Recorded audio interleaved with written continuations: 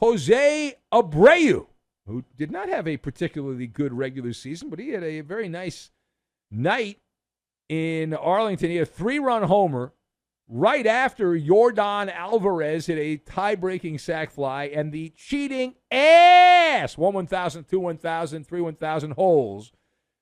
They were able to balance the books in the American League Championship Series. 10-3 was the final. The better story is in the losing locker room. So let us discuss the question. Who gets the biggest bowl of chicken tortilla blame soup for the Rangers? I've got Rob Schneider, Amazon, and Harry Potter. And we're going to combine these things together, and we are going to babble, babble, babble, babble, babble, babble, babble, and have verbal diarrhea. Number one.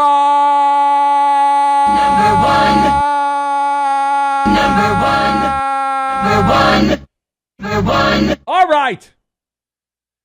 This was, let me sum it up in one word, cowardly from the Texas baseball team.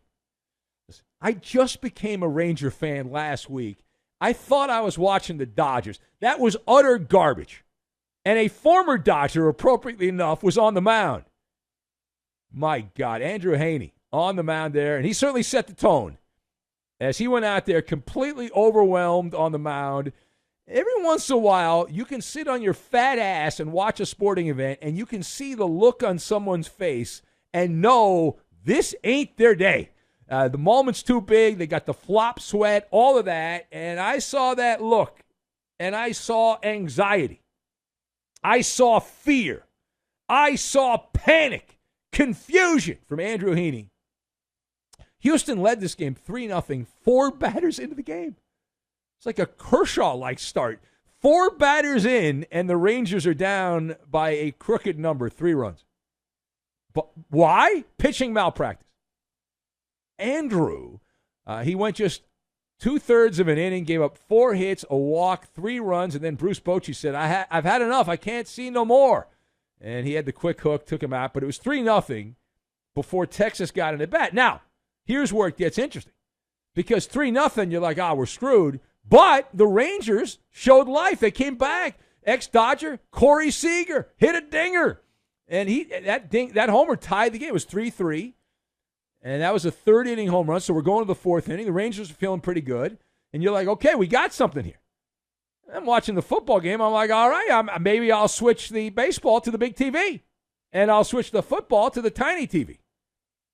And as I was contemplating in my head, what do? Do I go big TV, small TV? Because it's on small TV right now. Maybe I go big TV. And then, psych! Yeah. Rob Schneider, of all people, made a surprise appearance as Townie from Waterboy. Oh, no, we suck again.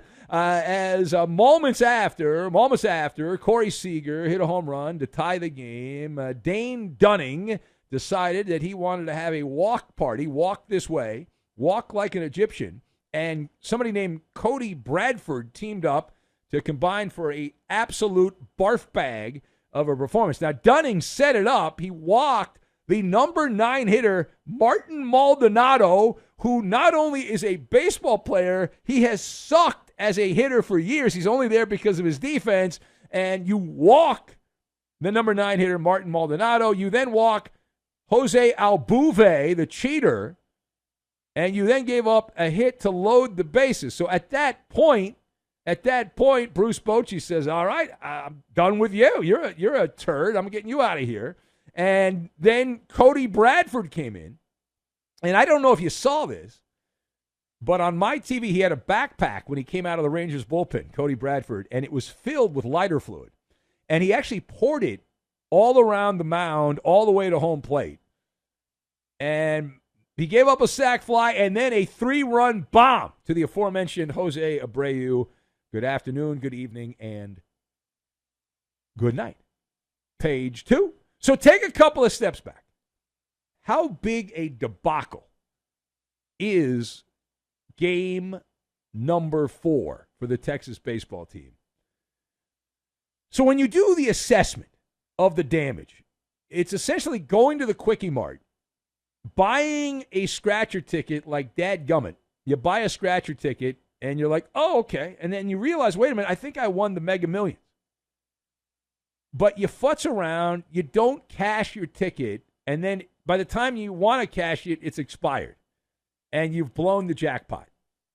That's where I am in this moment for the Rangers. Bruce Bochy desperately has to get over on Amazon and order a bright yellow aerosol can of Fix-A-Flat because the Texas Rangers have they've got a flat. And if that Fix-A-Flat doesn't work, go to TireRack.com and get some new tires because you definitely have a tire issue. Now, it is not over yet. I'm not going to sit here and say it's over. You expect me to say it's over? The pendulum obviously has swung the other way at this moment to the scoundrels from Houston. Sometimes good things happen to bad people. Now, the good news is, as we mentioned in a previous hour of this show, much to the dismay of one of our callers from Dallas, momentum is null and void. Doesn't exist. So the Rangers will be fine. After all, they had all of the momentum. The Rangers. And then they lost the next two games. And many people say, well, things are tipping in the direction of the Houston baseball team, but that's not correct because Texas now regains road field advantage. The Texas Rangers have road field advantage. The home team, 4 games in to the American League Championship Series, the home team has yet to have a lead in the ALCS. Regardless of that, mini pep talk. 3 things. 1, do your job. 2, play better. And 3, be better. Sick and tired of those cheating a-holes in the postseason. Eliminate them. Exterminate them. All right, final point. So how have the vermin of baseball, the Astros, been able to flip the tables? So they've gone Harry Potter, but they've gone even worse than Harry Potter. They're turning to the dark arts, tapping old demons on the shoulder, channeling evil spirits, not sweet spirits. No, Kenny Kingston's not involved. This is evil spirits. So I have a serious question here. You probably think, well, you've never had a serious question. Why would you have one now? But here's my question. And I want you to think about it. I don't want you to just have a spur-of-the-moment reaction. I want you to think about it. Seriously. Do you know for sure the Astros are not using contraband? Serious question. Who's to say they didn't pull out the trash cans, the buzzers, and the whistles? We know they have a history. We know they have a track record. Makes them a person of interest.